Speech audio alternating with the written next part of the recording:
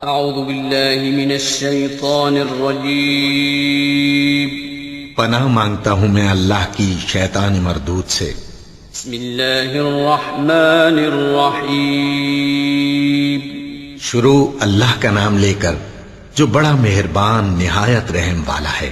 احمق لوگ کہیں گے کہ مسلمان جس قبلے پر پہلے سے چلے آتے تھے اب اس سے کیوں منہ پھیر بیٹھے؟ تم کہہ دو کہ مشرق اور مغرب سب اللہ ہی کا ہے، وہ جس کو چاہتا ہے سیدھے رستے پر چلاتا ہے، اور اسی طرح ہم نے تم کو امت معتدل بنایا ہے تاکہ تم لوگوں پر گواہ بنو اور پیغمبر آخر الزمان صلی اللہ علیہ وآلہ وسلم تم پر گواہ بنے۔ اور جس قبلے پر تم پہلے تھے اس کو ہم نے اس لیے مقرر کیا تھا کہ معلوم کریں کہ کون ہمارے پیغمبر کا تابع رہتا ہے اور کون الٹے پاؤں پھر جاتا ہے۔ اور یہ بات یعنی تحویل قبلہ لوگوں کو گراں معلوم ہوئی، مگر جن کو اللہ نے ہدایت بخشی ہے وہ اسے گراں نہیں سمجھتے، اور اللہ ایسا نہیں کہ تمہارے ایمان کو یوں ہی ضائع کر دے۔ اللہ تو لوگوں پر بڑا مہربان ہے، صاحب رحمت ہے۔ اے پیغمبر صلی اللہ علیہ وآلہ وسلم، ہم تمہارا آسمان کی طرف منہ اٹھانا دیکھ رہے ہیں، سو ہم تم کو اسی قبلے کی طرف جس کو تم پسند کرتے ہو منہ کرنے کا حکم دیں گے۔ تو اپنا منہ مسجد حرام یعنی خانہ کعبہ کی طرف پھیر لو، اور تم لوگ جہاں ہوا کرو نماز پڑھنے کے وقت اسی مسجد کی طرف منہ کر لیا کرو۔ اور جن لوگوں کو کتاب دی گئی ہے وہ خوب جانتے ہیں کہ یہ نیا قبلہ ان کے پروردگار کی طرف سے حق ہے، اور جو کام یہ لوگ کرتے ہیں اللہ ان سے بے خبر نہیں۔ اور اگر تم ان اہل کتاب کے پاس تمام نشانیاں بھی لے کر آؤ تو بھی یہ تمہارے قبلے کی پیروی نہ کریں، اور تم بھی ان کے قبلے کی پیروی کرنے والے نہیں ہو، اور ان میں سے بھی بعض کے قبلے کے پیرو نہیں۔ اور اگر تم باوجود اس کے کہ تمہارے پاس علم یعنی اللہ کا حکم آ چکا ہے ان کی خواہشوں کے پیچھے چلو گے تو ظالموں میں ہو جاؤ گے۔ جن لوگوں کو ہم نے کتاب دی ہے وہ ان پیغمبر آخر الزمان صلی اللہ علیہ وآلہ وسلم کو اس طرح پہچانتے ہیں جس طرح اپنے بیٹوں کو پہچانا کرتے ہیں، مگر ایک فریق ان میں سے سچی بات کو جان بوجھ کر چھپا رہا ہے۔ اے پیغمبر صلی اللہ علیہ وآلہ وسلم، یہ نیا قبلہ تمہارے پروردگار کی طرف سے حق ہے، تو تم ہرگز شک کرنے والوں میں نہ ہونا، اور ہر ایک شخص کے لیے ایک سمت مقرر ہے جدھر وہ عبادت کے وقت منہ کیا کرتا ہے، تو تم نیکیوں میں سبقت حاصل کرو۔ تم جہاں ہوگے اللہ تم سب کو جمع کرے گا، بے شک اللہ ہر چیز پر قادر ہے۔ اور تم جہاں سے نکلو نماز میں اپنا منہ مسجد حرام کی طرف کر لیا کرو، بے شبہ یہ تمہارے پروردگار کی طرف سے حق ہے، اور تم لوگ جو کچھ کرتے ہو اللہ اس سے بے خبر نہیں۔ اور تم جہاں سے نکلو مسجد حرام کی طرف منہ کر کے نماز پڑھا کرو، اور مسلمانوں تم جہاں ہوا کرو اسی مسجد کی طرف رخ کیا کرو۔ یہ تاکید اس لیے کی گئی ہے کہ لوگ تم کو کسی طرح کا الزام نہ دے سکیں، مگر ان میں سے جو ظالم ہیں وہ الزام دیں تو دیں، سو ان سے مت ڈرنا اور مجھی سے ڈرتے رہنا۔ اور یہ بھی مقصود ہے کہ میں تم کو اپنی تمام نعمتیں بخشوں، اور یہ بھی کہ تم راہ راست پر چلو۔ جس طرح من جملہ اور نعمتوں کے ہم نے تمہیں میں سے ایک رسول بھیجے ہیں جو تم کو ہماری آیتیں پڑھ پڑھ کر سناتے اور تمہیں پاک بناتے، اور کتاب یعنی قرآن اور دانائی سکھاتے ہیں، اور ایسی باتیں بتاتے ہیں جو تم پہلے نہیں جانتے تھے۔ سو تم مجھے یاد کیا کرو، میں تمہیں یاد کیا کروں گا، اور میرا احسان مانتے رہنا اور میری ناشکری نہ کرنا۔ اے ایمان والو، صبر اور نماز سے مدد لیا کرو، بے شک اللہ صبر کرنے والوں کے ساتھ ہے۔ اور جو لوگ اللہ کی راہ میں مارے جائیں ان کی نسبت یہ نہ کہنا کہ وہ مرے ہوئے ہیں، وہ مردہ نہیں بلکہ زندہ ہیں، لیکن تم کو شعور نہیں۔ اور ہم کسی قدر خوف اور بھوک اور مال اور جانوں اور میووں کے نقصان سے تمہاری آزمائش کریں گے، اور صبر کرنے والوں کو بشارت سنا دو کہ ان لوگوں پر جب کوئی مصیبت واقع ہوتی ہے تو کہتے ہیں کہ ہم اللہ ہی کا مال ہیں اور اسی کی طرف لوٹ کر جانے والے ہیں۔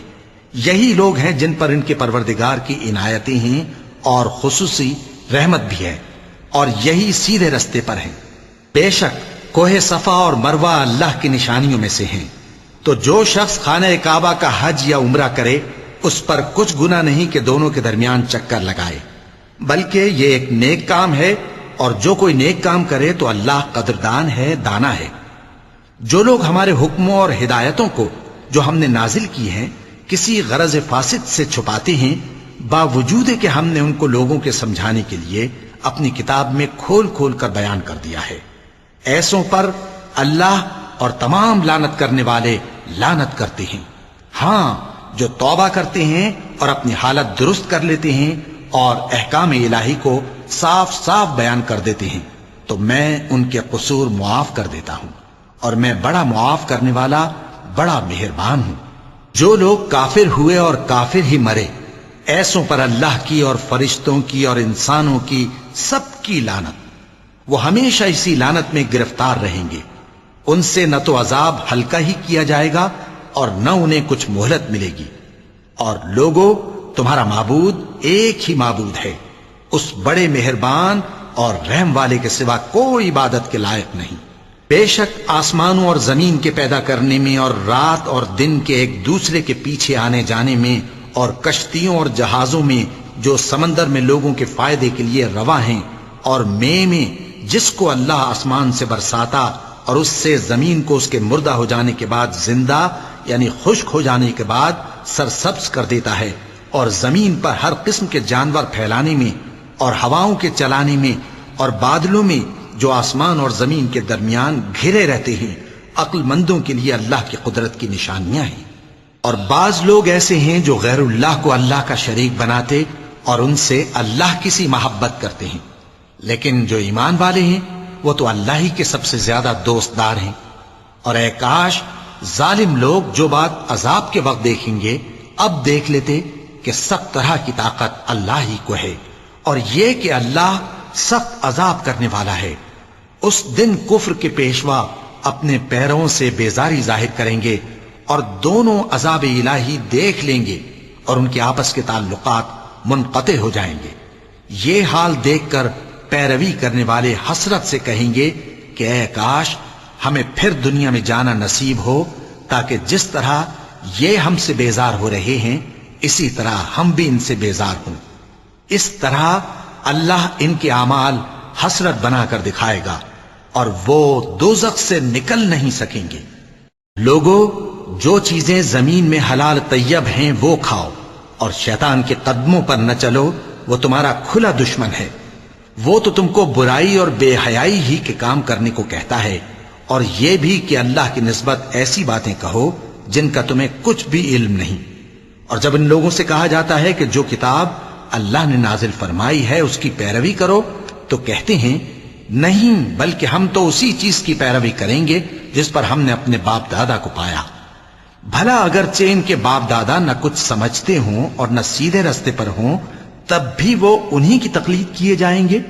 جو لوگ کافر ہیں ان کی مثال اس شخص کی سی ہے جو کسی ایسی چیز کو آواز دے جو پکار اور آواز کے سوا کچھ سن نہ سکے۔ یہ بہرے ہیں، گونگے ہیں، اندھے ہیں کہ کچھ سمجھ ہی نہیں سکتے۔ اے اہل ایمان، جو پاکیزہ چیزیں ہم نے تم کو عطا فرمائی ہیں ان کو کھاؤ، اور اگر اللہ ہی کے بندے ہو تو اس کی نعمتوں کا شکر بھی ادا کرو۔ اس نے تو تم پر بس مرا ہوا جانور اور لہو اور سور کا گوشت اور جس چیز پر اللہ کے سوا کسی اور کا نام پکارا جائے حرام کر دیا ہے۔ ہاں، جو مجبور ہو جائے بشرطے کہ اللہ کی نافرمانی نہ کرے اور حد ضرورت سے باہر نہ نکل جائے، اس پر کچھ گناہ نہیں۔ بے شک اللہ بخشنے والا ہے، رحم کرنے والا ہے۔ جو لوگ اللہ کی کتاب سے ان آیتوں اور ہدایتوں کو جو اس نے نازل فرمائی ہیں چھپاتے اور ان کے بدلے تھوڑی سی قیمت یعنی دنیاوی منفعت حاصل کرتے ہیں، وہ اپنے پیٹوں میں محض آگ بھرتے ہیں۔ ایسے لوگوں سے اللہ قیامت کے دن نہ کلام کرے گا اور نہ ان کو گناہوں سے پاک کرے گا، اور ان کے لیے دکھ دینے والا عذاب ہے۔ یہ وہ لوگ ہیں جنہوں نے ہدایت چھوڑ کر گمراہی اور بخشش چھوڑ کر عذاب خرید لیا۔ یہ آتش جہنم کی کیسی برداشت کرنے والے ہیں۔ یہ اس لیے کہ اللہ نے کتاب سچائی کے ساتھ نازل فرمائی، اور جن لوگوں نے اس کتاب میں اختلاف کیا وہ ضد میں آ کر نیکی سے دور ہو گئے ہیں۔ نیکی یہی نہیں کہ تم مشرق و مغرب کو قبلہ سمجھ کر ان کی طرف منہ کر لو، بلکہ نیکی یہ ہے کہ لوگ اللہ پر اور روز آخر پر اور فرشتوں پر اور اللہ کی کتاب پر اور پیغمبروں پر ایمان لائیں، اور مال باوجود عزیز رکھنے کے رشتہ داروں اور یتیموں اور محتاجوں اور مسافروں اور مانگنے والوں کو دیں، اور گردنوں کے چھڑانے میں خرچ کریں، اور نماز پڑھیں اور زکوٰۃ دیں، اور جب عہد کر لیں تو اس کو پورا کریں، اور سختی اور تکلیف میں اور جنگ کے وقت ثابت قدم رہیں۔ یہی لوگ ہیں جو ایمان میں سچے ہیں، اور یہی ہیں جو اللہ سے ڈرنے والے ہیں۔ مومنوں، تم کو مقتولوں کے بارے میں قصاص یعنی خون کے بدلے خون کا حکم دیا جاتا ہے، اس طرح پر کہ آزاد کے بدلے آزاد مارا جائے، اور غلام کے بدلے غلام، اور عورت کے بدلے عورت۔ اور اگر قاتل کو اس کے مقتول بھائی کے قصاص میں سے کچھ معاف کر دیا جائے تو وارث مقتول کو پسندیدہ طریق سے قرارداد کی پیروی یعنی مطالبہ خون بہا کرنا اور قاتل کو خوشخوئی کے ساتھ ادا کرنا چاہیے۔ یہ تمہارے پروردگار کی طرف سے تمہارے لیے آسانی اور مہربانی ہے۔ اب جو اس کے بعد زیادتی کرے اس کے لیے دکھ کا عذاب ہے۔ اور اے اہل عقل، حکم قصاص میں تمہاری زندگانی ہے کہ تم قتل و خونریزی سے بچو۔ تم پر فرض کیا جاتا ہے کہ جب تم میں سے کسی کو موت کا وقت آ جائے تو اگر وہ کچھ مال چھوڑ جانے والا ہو تو ماں باپ اور رشتہ داروں کے لیے دستور کے مطابق وصیت کر جائے۔ اللہ سے ڈرنے والوں پر یہ ایک حق ہے۔ پھر جو شخص وصیت کو سننے کے بعد اس کو بدل ڈالے تو اس کے بدلنے کا گناہ انہی لوگوں پر ہے جو اس کو بدلیں، اور بے شک اللہ سنتا جانتا ہے۔ اب اگر کسی کو وصیت کرنے والے کی طرف سے کسی وارث کی طرفداری یا حق تلفی کا اندیشہ ہو تو اگر وہ وصیت کو بدل کر وارثوں میں صلح کرا دے تو اس پر کچھ گناہ نہیں، بے شک اللہ بخشنے والا ہے، رحم والا ہے۔ مومنوں، تم پر روزے فرض کیے گئے ہیں جس طرح تم سے پہلے لوگوں پر فرض کیے گئے تھے تاکہ تم پرہیزگار بنو۔ روزوں کے دن گنتی کے چند روز ہیں، تو جو شخص تم میں سے بیمار ہو یا سفر میں ہو تو دوسرے دنوں میں روزوں کا شمار پورا کر لے۔ اور جو لوگ روزہ رکھنے کی طاقت رکھیں لیکن رکھیں نہیں، وہ روزے کے بدلے محتاج کو کھانا کھلا دیں۔ اور جو کوئی اپنی مرضی سے زیادہ نیکی کرے تو اس کے حق میں زیادہ اچھا ہے، اور اگر سمجھو تو روزہ رکھنا ہی تمہارے حق میں بہتر ہے۔ روزوں کا مہینہ رمضان کا مہینہ ہے جس میں قرآن اول نازل ہوا، جو لوگوں کا رہنما ہے اور جس میں ہدایت کی کھلی نشانیاں ہیں اور جو حق و باطل کو الگ الگ کرنے والا ہے۔ تو جو کوئی تم میں سے اس مہینے میں موجود ہو چاہیے کہ پورے مہینے کے روزے رکھے، اور جو بیمار ہو یا سفر میں ہو تو دوسرے دنوں میں روزے رکھ کر ان کا شمار پورا کر لے۔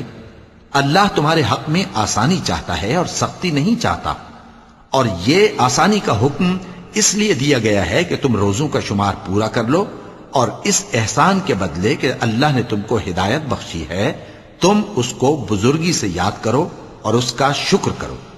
اور اے پیغمبر، جب تم سے میرے بندے میرے بارے میں دریافت کریں تو انہیں معلوم ہو کہ میں تو تمہارے پاس ہی ہوں۔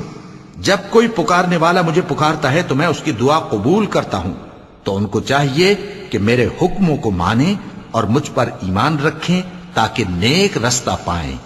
روزوں کی راتوں میں تمہارے لیے اپنی عورتوں کے پاس جانا جائز کر دیا گیا ہے، وہ تمہاری پوشاک ہیں اور تم ان کی پوشاک ہو۔ اللہ کو معلوم ہے کہ تم ان کے پاس جانے سے اپنے حق میں خیانت کرتے تھے، سو اس نے تم پر مہربانی کی اور تمہاری حرکات سے درگزر فرمائی، تو اب تم کو اختیار ہے کہ ان سے مباشرت کرو۔ اور اللہ نے جو چیز تمہارے لیے لکھ رکھی ہے یعنی اولاد، اس کو اللہ سے طلب کرو اور کھاؤ اور پیو، یہاں تک کہ صبح کی سفید دھاری رات کی سیاہ دھاری سے الگ نظر آنے لگے، پھر روزہ رکھ کر رات تک پورا کرو۔ اور جب تم مسجدوں میں اعتکاف بیٹھتے ہو تو ان سے مباشرت نہ کرو، یہ اللہ کی حدیں ہیں، ان کے پاس نہ جانا۔ اسی طرح اللہ اپنی آیتیں لوگوں کے سمجھانے کے لیے کھول کھول کر بیان فرماتا ہے تاکہ وہ پرہیزگار بنے۔ اور آپس میں ایک دوسرے کا مال ناحق نہ کھاؤ، اور نہ اس کو رشوتاً حاکموں کے پاس پہنچاؤ تاکہ لوگوں کے مال کا کچھ حصہ ناجائز طور پر کھا جاؤ، اور اسے تم جانتے بھی ہو۔ اے پیغمبر، لوگ تم سے نئے چاند کے بارے میں دریافت کرتے ہیں کہ گھٹتا بڑھتا کیوں ہے۔ کہہ دو کہ وہ لوگوں کے کاموں کی میعادیں اور حج کے وقت معلوم ہونے کا ذریعہ ہے، اور نیکی اس بات میں نہیں کہ احرام کی حالت میں گھروں میں ان کے پچھواڑے کی طرف سے آؤ، بلکہ نیکوکار وہ ہے جو پرہیزگار ہو، اور گھروں میں ان کے دروازوں سے آیا کرو اور اللہ سے ڈرتے رہو تاکہ کامیاب ہو جاؤ۔ اور جو لوگ تم سے لڑتے ہیں تم بھی اللہ کی راہ میں ان سے لڑو، مگر زیادتی نہ کرنا کہ اللہ زیادتی کرنے والوں کو دوست نہیں رکھتا۔ اور ان کو جہاں پاؤ قتل کر دو، اور جہاں سے انہوں نے تم کو نکالا ہے یعنی مکے سے، وہاں سے تم بھی ان کو نکال دو۔ اور دین سے گمراہ کرنے کا فساد قتل و خونریزی سے کہیں بڑھ کر ہے، اور جب تک وہ تم سے مسجد حرام یعنی خانہ کعبہ کے پاس نہ لڑیں تم بھی وہاں ان سے نہ لڑنا۔ ہاں اگر وہ تم سے لڑیں تو تم ان کو قتل کر ڈالو، کافروں کی یہی سزا ہے۔ پھر اگر وہ باز آ جائیں تو اللہ بخشنے والا ہے، رحم کرنے والا ہے۔ اور ان سے اس وقت تک لڑتے رہنا کہ فساد نابود ہو جائے اور ملک میں اللہ ہی کا دین غالب ہو جائے۔ پھر اگر وہ فساد سے باز آ جائیں تو ظالموں کے سوا کسی پر زیادتی نہیں کرنی چاہیے۔ ادب کا مہینہ ادب کے مہینے کے مقابل ہے، اور ادب کی چیزیں ایک دوسرے کا بدلہ ہیں۔ پس اگر کوئی تم پر زیادتی کرے تو جیسی زیادتی وہ تم پر کرے ویسی ہی تم اس پر کرو، اور اللہ سے ڈرتے رہو اور جان رکھو کہ اللہ ڈرنے والوں کے ساتھ ہے۔ اور اللہ کی راہ میں مال خرچ کرو اور اپنے آپ کو ہلاکت میں نہ ڈالو، اور نیکی کرو، بے شک اللہ نیکی کرنے والوں کو دوست رکھتا ہے۔ اور اللہ کی خوشنودی کے لیے حج اور عمرے کو پورا کرو، اور اگر راستے میں روک لیے جاؤ تو جیسی قربانی میسر ہو کر دو، اور جب تک قربانی اپنے مقام پر نہ پہنچ جائے سر نہ منڈاؤ۔ اور اگر کوئی تم میں بیمار ہو یا اس کے سر میں کسی طرح کی تکلیف ہو تو اگر وہ سر منڈا لے تو اس کے بدلے روزے رکھے یا صدقہ دے یا قربانی کرے۔ پھر جب تکلیف دور ہو کر تم مطمئن ہو جاؤ تو جو تم میں حج کے وقت تک عمرے سے فائدہ اٹھانا چاہے وہ جیسی قربانی میسر ہو کرے، اور جس کو قربانی نہ ملے وہ 3 روزے ایام حج میں رکھے اور 7 جب واپس ہو، یہ پورے 10 ہوئے۔ یہ حکم اس شخص کے لیے ہے جس کے اہل و عیال مکے میں نہ رہتے ہوں۔ اور اللہ سے ڈرتے رہو اور جان رکھو کہ اللہ سخت عذاب دینے والا ہے۔ حج کے مہینے معین ہیں جو معلوم ہیں، تو جو شخص ان مہینوں میں حج کی نیت کر لے تو حج کے دنوں میں نہ عورتوں سے اختلاط کرے، نہ کوئی برا کام کرے اور نہ کسی سے جھگڑے۔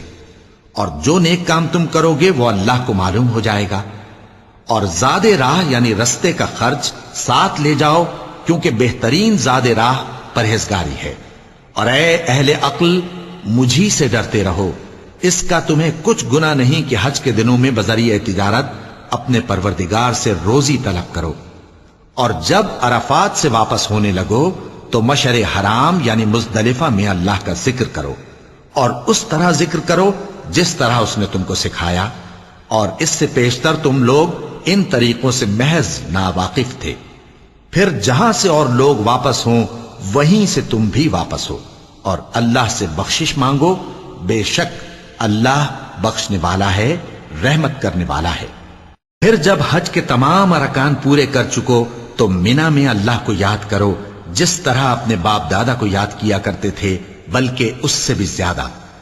اور بعض لوگ ایسے ہیں جو اللہ سے التجا کرتے ہیں کہ اے پروردگار ہم کو جو دینا ہے دنیا ہی میں دے دے، اور ایسے لوگوں کا آخرت میں کچھ حصہ نہیں۔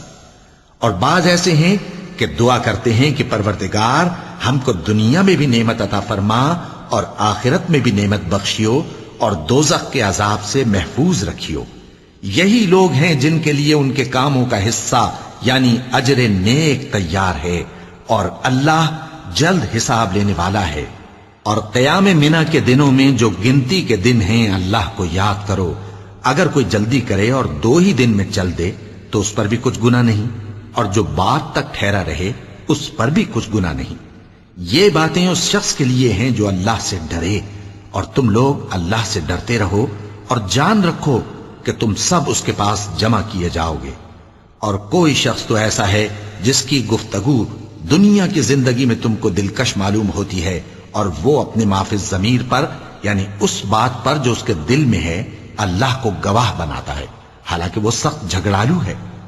اور جب پیٹ پھیر کر چلا جاتا ہے تو زمین میں دوڑتا پھرتا ہے تاکہ اس میں فتنہ انگیزی کرے اور کھیتی کو برباد اور انسانوں اور حیوانوں کی نسل کو نابود کر دے، اور اللہ فتنہ انگیزی کو پسند نہیں کرتا۔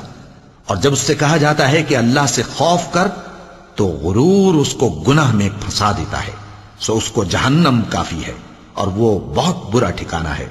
اور کوئی شخص ایسا ہے کہ اللہ کی خوشنودی حاصل کرنے کے لیے اپنی جان بیچ ڈالتا ہے، اور اللہ بندوں پر بہت مہربان ہے۔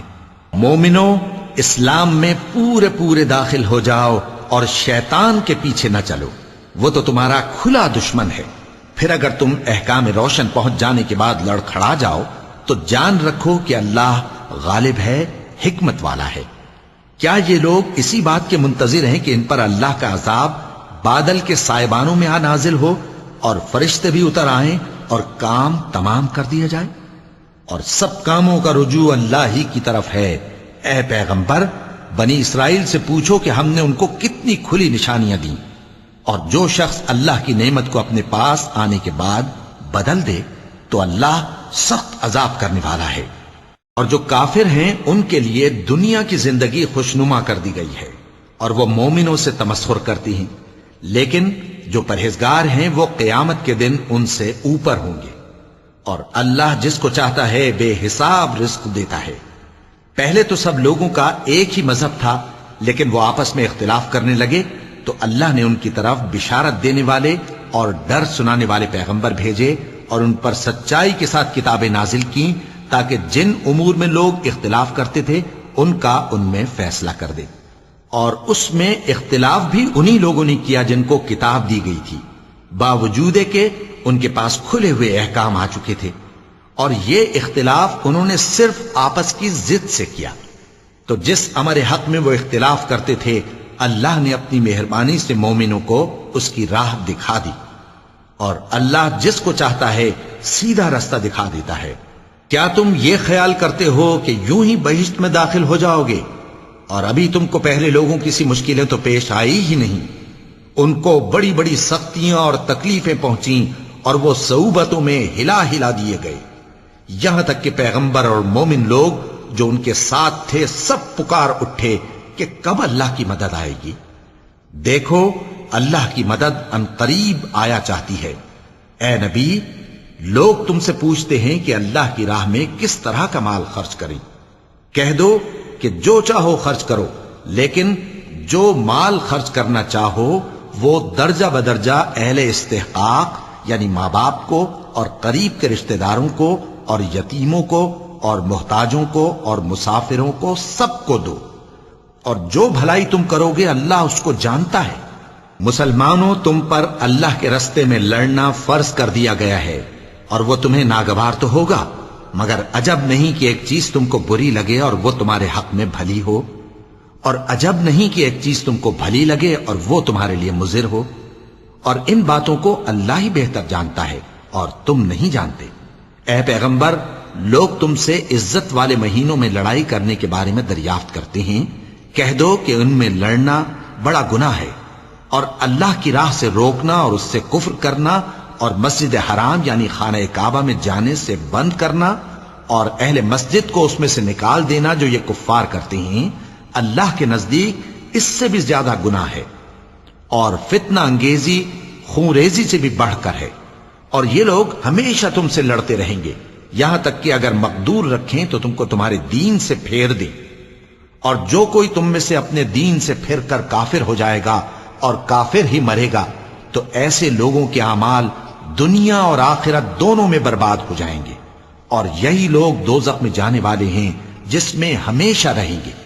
جو لوگ ایمان لائے اور اللہ کے لیے وطن چھوڑ گئے اور کفار سے جنگ کرتے رہے وہی اللہ کی رحمت کے امیدوار ہیں، اور اللہ بخشنے والا ہے، رحمت کرنے والا ہے۔ اے پیغمبر، لوگ تم سے شراب اور جوئے کا حکم دریافت کرتے ہیں، کہہ دو کہ ان میں گناہ بڑے ہیں اور لوگوں کے لیے کچھ فائدے بھی ہیں، مگر ان کے گناہ فائدوں سے کہیں زیادہ ہیں۔ اور یہ بھی تم سے پوچھتے ہیں کہ اللہ کی راہ میں کون سا مال خرچ کریں۔ کہہ دو کہ جو ضرورت سے زیادہ ہو. اس طرح اللہ تمہارے لیے اپنے احکام کھول کھول کر بیان فرماتا ہے تاکہ تم سوچو، یعنی دنیا اور آخرت کی باتوں میں غور کرو. اور تم سے یتیموں کے بارے میں بھی دریافت کرتے ہیں، کہہ دو کہ ان کی حالت کی اصلاح بہت اچھا کام ہے، اور اگر تم ان سے مل جل کر رہنا یعنی خرچ اکٹھا رکھنا چاہو تو وہ تمہارے بھائی ہیں، اور اللہ خوب جانتا ہے کہ خرابی کرنے والا کون ہے اور اصلاح کرنے والا کون. اور اگر اللہ چاہتا تو تم کو تکلیف میں ڈال دیتا، بے شک اللہ غالب ہے، حکمت والا ہے. اور مومنوں مشرک عورتوں سے جب تک وہ ایمان نہ لائیں نکاح نہ کرنا، کیونکہ مشرک عورت خواہ تم کو کیسی ہی بھلی لگے اس سے مومن لونڈی بہتر ہے. اور اسی طرح مشرک مرد جب تک ایمان نہ لائیں مومن عورتوں کو ان کی زوجیت میں نہ دینا، کیونکہ مشرک مرد سے خواہ وہ تم کو کیسا ہی بھلا لگے مومن غلام بہتر ہے. یہ مشرک لوگوں کو دوزخ کی طرف بلاتے ہیں، اور اللہ اپنی مہربانی سے بہشت اور بخشش کی طرف بلاتا ہے، اور اپنے حکم لوگوں سے کھول کھول کر بیان کرتا ہے تاکہ نصیحت حاصل کریں. اور تم سے حیض کے بارے میں دریافت کرتے ہیں، کہہ دو وہ تو نجاست ہے، سو ایام حیض میں عورتوں سے کنارہ کش رہو، اور جب تک وہ پاک نہ ہو جائیں ان سے مقاربت نہ کرو. ہاں جب وہ پاک ہو جائیں تو جس طریق سے اللہ نے تمہیں ارشاد فرمایا ہے ان کے پاس جاؤ. کچھ شک نہیں کہ اللہ توبہ کرنے والوں اور پاک صاف رہنے والوں کو دوست رکھتا ہے. تمہاری عورتیں تمہاری کھیتی ہیں، تو اپنی کھیتی میں جس طرح چاہو جاؤ، اور اپنے لیے نیک عمل آگے بھیجو، اور اللہ سے ڈرتے رہو، اور جان رکھو کہ ایک دن تمہیں اس کے روبرو حاضر ہونا ہے. اور اے پیغمبر ایمان والوں کو بشارت سنا دو، اور اللہ کے نام کو اس بات کا ہیلا نہ بنانا کہ اس کی قسمیں کھا کھا کر سلوک کرنے اور پرہیزگاری کرنے اور لوگوں میں صلح و سازگاری کرانے سے رک جاؤ. اور اللہ سب کچھ سنتا ہے، جانتا ہے. اللہ تمہاری لغو قسموں پر تم سے مواخذہ نہیں کرے گا، لیکن جو قسمیں تم قصد دلی سے کھاؤ گے ان پر مواخذہ کرے گا. اور اللہ بخشنے والا ہے، بردبار ہے. جو لوگ اپنی عورتوں کے پاس جانے کی قسم کھا لیں ان کو 4 مہینے تک انتظار کرنا چاہیے. اگر اس عرصے میں قسم سے رجوع کر لیں تو اللہ بخشنے والا ہے، مہربان ہے. اور اگر طلاق کا ارادہ کر لیں تو بھی اللہ سنتا ہے، جانتا ہے. اور طلاق والی عورتیں 3 حیض تک اپنے تئیں روکے رہیں، اور اگر وہ اللہ اور روز قیامت پر ایمان رکھتی ہیں تو ان کو جائز نہیں کہ اللہ نے جو کچھ ان کے شکم میں پیدا کیا ہے اس کو چھپائیں. اور ان کے خاوند اگر پھر موافقت چاہیں تو اس مدت میں وہ ان کو اپنی زوجیت میں لے لینے کے زیادہ حقدار ہیں. اور عورتوں کا حق مردوں پر ویسا ہی ہے جیسے دستور کے مطابق مردوں کا حق عورتوں پر ہے. البتہ مردوں کو عورتوں پر 1 درجہ فضیلت ہے، اور اللہ غالب ہے، صاحب حکمت ہے. طلاق صرف 2 بار ہے، یعنی جب 2 دفعہ طلاق دے دی جائے تو پھر عورتوں کو یا تو بطریق شائستہ نکاح میں رہنے دینا ہے یا بھلائی کے ساتھ چھوڑ دینا. اور یہ جائز نہیں کہ جو مہر تم ان کو دے چکے ہو اس میں سے کچھ واپس لے لو. ہاں اگر زن و شوہر کو خوف ہو کہ وہ اللہ کی حدوں کو قائم نہیں رکھ سکیں گے تو اگر عورت خاوند کے ہاتھ سے رہائی پانے کے بدلے میں کچھ دے ڈالے تو دونوں پر کچھ گناہ نہیں. یہ اللہ کی مقرر کی ہوئی حدیں ہیں، ان سے باہر نہ نکلنا. اور جو لوگ اللہ کی حدوں سے باہر نکل جائیں گے وہ گناہگار ہوں گے. پھر اگر شوہر 2 طلاقوں کے بعد تیسری طلاق عورت کو دے دے تو اس کے بعد جب تک عورت کسی دوسرے شخص سے نکاح نہ کر لے اس پہلے شوہر پر حلال نہ ہوگی. ہاں اگر دوسرا خاوند بھی طلاق دے دے اور عورت اور پہلا خاوند پھر ایک دوسرے کی طرف رجوع کر لیں تو ان پر کچھ گناہ نہیں، بشرطے کہ دونوں یقین کریں کہ اللہ کی حدوں کو قائم رکھ سکیں گے. اور یہ اللہ کی حدیں ہیں، ان کو وہ ان لوگوں کے لیے بیان فرماتا ہے جو علم رکھتے ہیں. اور جب تم عورتوں کو 2 دفعہ طلاق دے چکو اور ان کی عدت پوری ہو جائے تو انہیں یا تو حسن سلوک سے نکاح میں رہنے دو یا بطریق شائستہ رخصت کر دو. اور اس نیت سے ان کو نکاح میں نہ رہنے دینا چاہیے کہ انہیں تکلیف دو اور ان پر زیادتی کرو. اور جو ایسا کرے گا وہ اپنا ہی نقصان کرے گا. اور اللہ کے احکام کو ہنسی اور کھیل نہ بناؤ. اور اللہ نے تم کو جو نعمتیں بخشی ہیں اور تم پر جو کتاب اور دانائی کی باتیں نازل کی ہیں جن سے وہ تمہیں نصیحت فرماتا ہے ان کو یاد کرو، اور اللہ سے ڈرتے رہو، اور جان رکھو کہ اللہ ہر چیز سے واقف ہے۔ اور جب تم عورتوں کو طلاق دے چکو اور ان کی عدت پوری ہو جائے تو ان کو اپنے شوہروں کے ساتھ جب وہ آپس میں جائز طور پر راضی ہو جائیں نکاح کرنے سے مت روکو۔ اس حکم سے اس شخص کو نصیحت کی جاتی ہے جو تم میں اللہ اور روز آخر پر یقین رکھتا ہے۔ یہ تمہارے لیے نہایت خوب اور بہت پاکیزگی کی بات ہے، اور اللہ جانتا ہے اور تم نہیں جانتے۔ اور مائیں اپنے بچوں کو پورے 2 سال دودھ پلائیں، یہ حکم اس شخص کے لیے ہے جو پوری مدت تک دودھ پلوانا چاہے، اور دودھ پلانے والی ماؤں کا کھانا اور کپڑا دستور کے مطابق باپ کے ذمے ہوگا۔ کسی شخص کو اس کی طاقت سے زیادہ تکلیف نہیں دی جاتی، تو یاد رکھو کہ نہ تو ماں کو اس کے بچے کے سبب نقصان پہنچایا جائے اور نہ باپ کو اس کی اولاد کی وجہ سے نقصان پہنچایا جائے، اور اسی طرح نان و نفقہ بچے کے وارث کے ذمے ہے۔ اور اگر دونوں یعنی ماں باپ آپس کی رضامندی اور صلاح سے بچے کا دودھ چھڑانا چاہیں تو ان پر کچھ گناہ نہیں، اور اگر تم اپنی اولاد کو دودھ پلوانا چاہو تو تم پر کچھ گناہ نہیں، بشرطے کہ تم دودھ پلانے والیوں کو دستور کے مطابق ان کا حق جو تم نے دینا کیا تھا دے دو۔ اور اللہ سے ڈرتے رہو اور جان رکھو کہ جو کچھ تم کرتے ہو اللہ اس کو دیکھ رہا ہے۔ اور جو لوگ تم میں سے مر جائیں اور عورتیں چھوڑ جائیں تو وہ عورتیں 4 مہینے اور 10 دن اپنے آپ کو روکے رہیں، اور جب یہ عدت پوری کر چکیں اور اپنے حق میں پسندیدہ کام یعنی نکاح کر لیں تو تم پر کچھ گناہ نہیں، اور اللہ تمہارے سب کاموں سے واقف ہے۔ اگر تم اشارے کنائے میں عورتوں کو نکاح کا پیغام بھیجو یا نکاح کی خواہش کو اپنے دلوں میں مخفی رکھو تو تم پر کچھ گناہ نہیں۔ اللہ کو معلوم ہے کہ تم ان سے نکاح کا ذکر کرو گے، مگر ایام عدت میں اس کے سوا کے دستور کے مطابق کوئی بات کہہ دو، پوشیدہ طور پر ان سے قول و قرار نہ کرنا، اور جب تک عدت پوری نہ ہو لے نکاح کا پختہ ارادہ نہ کرنا۔ اور جان رکھو کہ جو کچھ تمہارے دلوں میں ہے اللہ کو سب معلوم ہے، تو اس سے ڈرتے رہو، اور جان رکھو کہ اللہ بخشنے والا ہے، حلم والا ہے۔ اور اگر تم عورتوں کو ان کے پاس جانے یا ان کا مہر مقرر کرنے سے پہلے طلاق دے دو تو تم پر کچھ گناہ نہیں، ہاں ان کو دستور کے مطابق کچھ خرچ ضرور دو، یعنی مقدور والا اپنے مقدور کے مطابق دے اور تنگ دست اپنی حیثیت کے مطابق۔ نیک لوگوں پر یہ ایک طرح کا حق ہے۔ اور اگر تم عورتوں کو ان کے پاس جانے سے پہلے طلاق دے دو لیکن مہر مقرر کر چکے ہو تو آدھا مہر دینا ہوگا۔ ہاں اگر عورتیں مہر بخش دیں یا مرد جن کے ہاتھ میں عقد نکاح ہے اپنا حق چھوڑ دیں اور پورا مہر دے دیں تو ان کو اختیار ہے۔ اور اگر تم مرد لوگ ہی اپنا حق چھوڑ دو تو یہ پرہیزگاری کی بات ہے، اور آپس میں بھلائی کرنے کو فراموش نہ کرنا۔ کچھ شک نہیں کہ اللہ تمہارے سب کاموں کو دیکھ رہا ہے۔ مسلمانوں، سب نمازیں خصوصاً بیچ کی نماز یعنی نماز عصر پورے اہتمام کے ساتھ ادا کرتے رہو، اور اللہ کے آگے ادب سے کھڑے رہا کرو۔ پھر اگر تم خوف کی حالت میں ہو تو پیادے یا سوار جس حال میں ہو نماز پڑھ لو۔ پھر جب امن و اطمینان ہو جائے تو جس طریق سے اللہ نے تم کو سکھایا ہے جو تم پہلے نہیں جانتے تھے اللہ کو یاد کرو۔ اور جو لوگ تم میں سے مر جائیں اور عورتیں چھوڑ جائیں وہ اپنی عورتوں کے حق میں وصیت کر جائیں کہ ان کو 1 سال تک خرچ دیا جائے اور گھر سے نہ نکالی جائیں۔ ہاں اگر وہ خود گھر سے چلی جائیں اور اپنے حق میں پسندیدہ کام یعنی نکاح کر لیں تو تم پر کچھ گناہ نہیں، اور اللہ زبردست ہے، حکمت والا ہے۔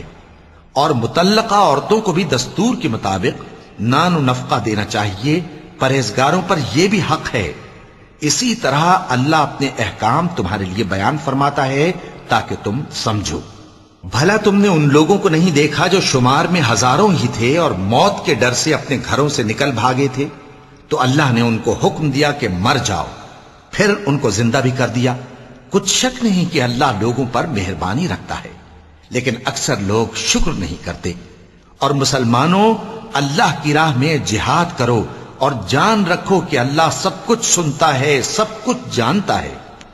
کون ہے کہ اللہ کو قرض حسنہ دے کہ وہ اس کے بدلے اس کو کئی گنا زیادہ دے گا، اور اللہ ہی روزی کو تنگ کرتا اور وہی اسے کشادہ کرتا ہے، اور تم اسی کی طرف لوٹ کر جاؤ گے۔ بھلا تم نے بنی اسرائیل کی ایک جماعت کو نہیں دیکھا جس نے موسیٰ کے بعد اپنے پیغمبر سے کہا کہ آپ ہمارے لیے ایک بادشاہ مقرر کر دیں تاکہ ہم اللہ کی راہ میں جہاد کریں؟ پیغمبر نے کہا کہ اگر تم کو جہاد کا حکم دیا جائے تو ایسا تو نہیں کہ لڑنے سے پہلو تہی کرو۔